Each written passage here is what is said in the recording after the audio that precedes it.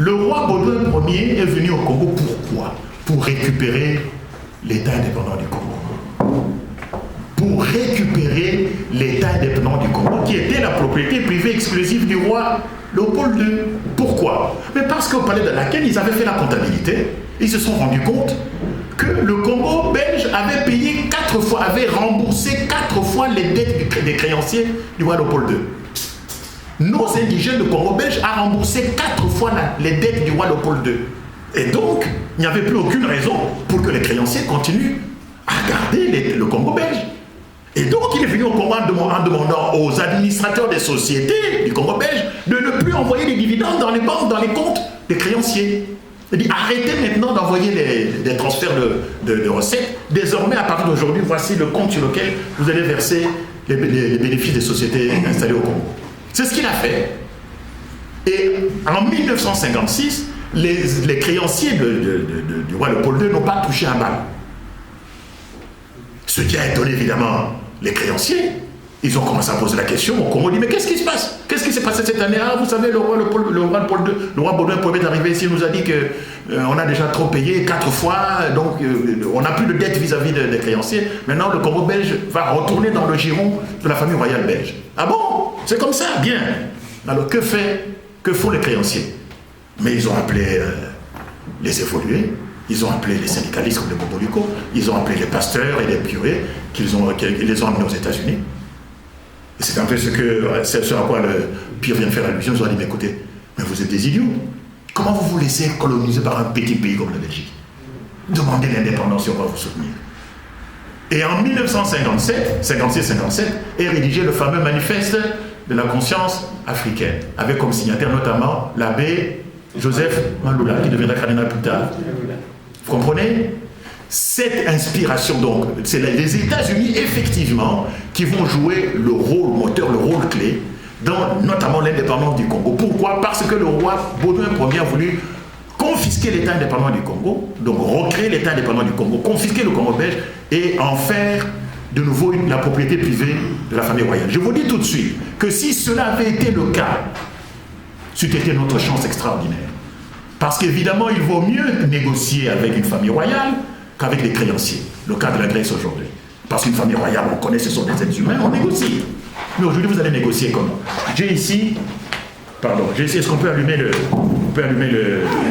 truc? J'ai ici la liste de 86 entreprises qui opèrent au Congo, qui sont en fait qui descendent des anciens créanciers, dont les actionnaires, les propriétaires, sont les anciens créanciers du roi Léopold II. La Belgique en a 12. Pardon? La Belgique en a 12 au Congo. La caméra? Non, c'est bon. Ah oui, ça va s'allumer. Donc vous allez voir cette liste, la liste de ces sociétés, qui toutes sont des anciens créanciers, qui sont toutes des filiales, des multinationales qui elles-mêmes descendent des anciens créanciers du roi Léopold II. Et ces filiales, on les trouve partout dans le monde entier. Et vous allez comprendre en quoi le Congo est véritablement un enjeu planétaire. En quoi le Congo fut l'affaire la plus rentable du XXe siècle. Et en quoi le Congo, au XXIe siècle, devient un enjeu stratégique. Voici donc cette liste, n'est-ce pas, par ordre alphabétique. Je l'ai envoyé au bureau du président. Pour ceux qui veulent en obtenir une copie, il suffit simplement de vous adresser et il vous la fournira. Donc, elle commence par Africa Trading Corporation, vous voyez ici, Afrique du Sud. Deuxièmement, c'est le Royaume de Belgique. Ensuite, le Royaume-Uni, la Belgique, l'Afrique du Sud, le Royaume-Uni. Tout à l'heure, papa qui me posait la question concernant la famille royale d'Angleterre. Voyez l'importance des sociétés à capitaux anglais qui sont présents sur cette liste. Voyez-vous, sur les 7 premiers, il y en a 1, 2, 3, 4. Et soyez sûr que même en Afrique du Sud, il y a aussi des capitaux de la famille là-dedans. Vous comprenez? Donc, United Kingdom, South Africa, United Kingdom, Belgium, Ghana, Zimbabwe, South Africa, United Kingdom, donc le Royaume-Uni, la Germanie, c'est-à-dire l'Allemagne, la Belgique, les États-Unis, l'Afrique du Sud. Tiens, La Belgique en a 12. Oui, oui. Il y en a 22. La Hollande, ok? La Belgique. La Thaïlande, regardez, la Belgique. Belgique. Malta Forest. Ah oui! Malta Forest, parce que Malta Forest a récupéré notamment pratiquement la Gécamine. Vous comprenez? Bon. Et ainsi de suite. La Suisse, hein? Il y a aussi la Suisse et Switzerland. Une petite île, Saint-Kitts, c'est une petite île du Pacifique, n'est-ce pas? Le Canada, regardez, les États-Unis, et ainsi de suite, 40, 50, je vais jusque, n'est-ce pas? Attendez, je vais jusqu'à la liste, jusqu'au numéro 86. Voyez-vous, ça c'est la liste des entreprises qui exploitent au Congo aujourd'hui. C'est une liste qui est prise sur le rapport de l'ONU, le rapport mapping, n'est-ce pas, des sociétés qui aujourd'hui exploitent les matières premières du Congo, qui ne paient pas d'impôts à l'État, n'est-ce pas, et qui se conduisent exactement comme un terrain conquis, et qui ont intérêt évidemment à ce que la guerre se poursuive, puisqu'ils fraudent tout là-bas. Donc les minerais ne leur coûtent rien du tout, n'est-ce pas? Donc, voilà donc la preuve que ce pays ne nous appartient pas et que l'indépendance que nous avons obtenue nous a été donnée par un pays qui n'avait pas d'indépendance à nous donner, alors que les véritables personnes qui ont confisqué l'indépendance, ce sont les actionnaires, c'est-à-dire les propriétaires de ces sociétés, non pas les présidents des conseils d'administration. Alors pour les Congolais, mais nous sommes partout, je vois ici il y a des Congolais, en Afrique du Sud il y a des Congolais, en Allemagne il y a des Congolais, ici en Belgique il y a des Congolais. Pourquoi nous ne nous intéressons pas de savoir qui sont les propriétaires de ces sociétés? S'ils sont identifiés, ils ne peuvent plus nous nuire. Nous devons les identifier nommément. Si nous savons que telle personne détient par exemple 30% des parts d'action dans une société comme la Trémalte, le numéro 80, Trémalte Limited, qui sait? Mais c'est des Belges, peut-être des Liégeois ici, qui ont peut-être 30 ou 40%. Si nous les identifions, en ce moment-là, nous pouvons les interpeller. On va prendre une série de questions, sinon. Comme ça, vous allez compléter. Voilà. Nous allons proposer le dernier tour des 4 questions avant de passer à la deuxième partie relative aux suggestions. Et je demanderai à ceux qui interviennent de pouvoir être très brefs et aux intervenants aussi de nous donner les réponses. Merci. Ok. Bonsoir à tous, c'est Roger Bengos, la Fédération.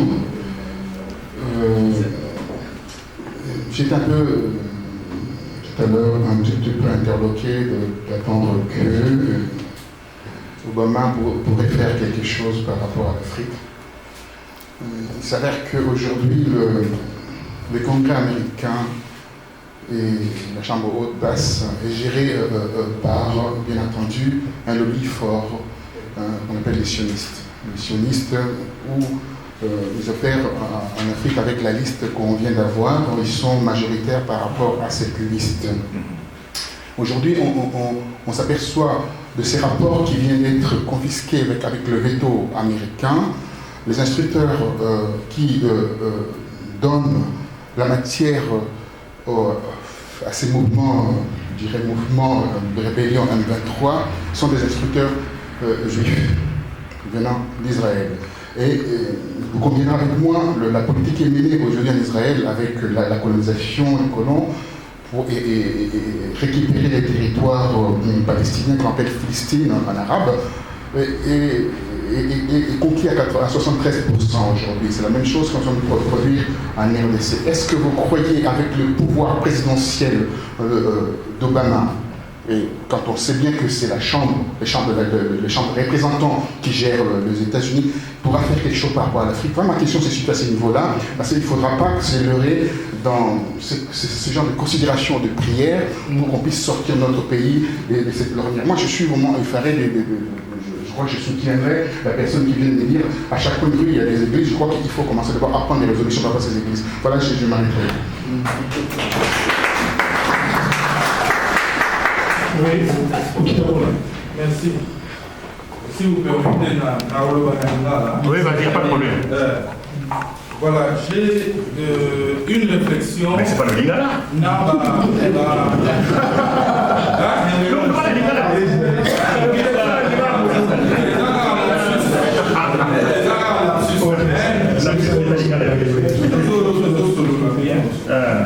nalingaki avec la permission na bino tokotana oyo ngai ezokotunisanga mingi, c'est-à-dire à part oyo elobami ya baconstat eza très utile mpona toyeba baconstat wana, me nakanisi bato mingi mpe bayebi baconstat wana. Mais lelo tokotana na vif ya problème naza nasepeli lokola papa représentant ya UDPS azali awa ya niveau Benelux na papa Kwebe. Namoni il n'y a pas longtemps, na niveau politique, monsieur Kamere a se proposé topé lingomba na politique et tieye lokola candidat porte-parole ya opposition. En d'autres termes, lingi kolobani niki eza ko sous-entendre na se que eza lokola reconnaissance ya ba oyo bazali na voir sikoyo oyo biso nyonso tozoloba kezali ya koyiba. Bon, donc eza lokola ba accepter ba mite na kati ya opposition. Logique wana ezali pona bango. Mais na position ya UDPS ezoyebana te. Pourquoi nazolinga kotia penza c'était dessus? Parce que bato mingi eyebani ke papa Tshisekedi Muto a gagnaki ba élection. Wana ezali première préoccupation na nga position ya UDPS eza nini. Et là, comme nous avons ezali par rapport à ndenge nazomona na pays mususu quand il y a des problèmes, bazo sala o bazo benga communément Conseil national moko boye. To organisaki awa na cadre ya APOC. Conférence kaka awa na salle oyo. To bengisaki ba opposition nyonso.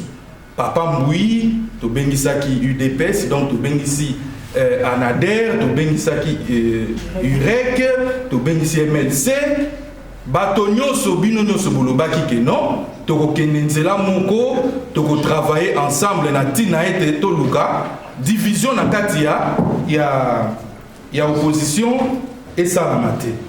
Alors, tozomona lelo bato bakomo kende lokola bato na nzela na bango malgré oyo batie mouvement oyo babengi lelo pas AMP mais MPP. Donc ils appellent matière à réflexion. Alors dernière question na ngai yango. Na bato nyonso bazobunda, c'est-à-dire ba révolutionnaire, ba combattant, ba progressiste, ba patriote nyonso.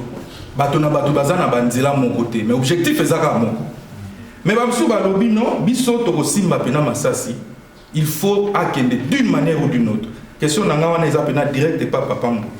Pour to yebi biso no so idéologie, il y a chef de l'État au biso to lingi.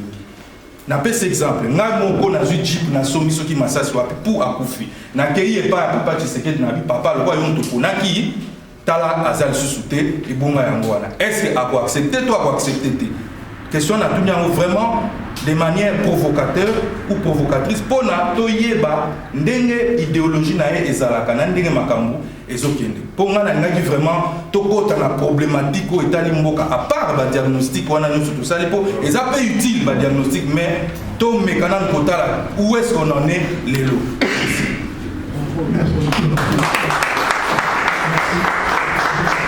Encore 3 personnes et puis on va continuer. Il y a une Ingeta eloko nazana motuna te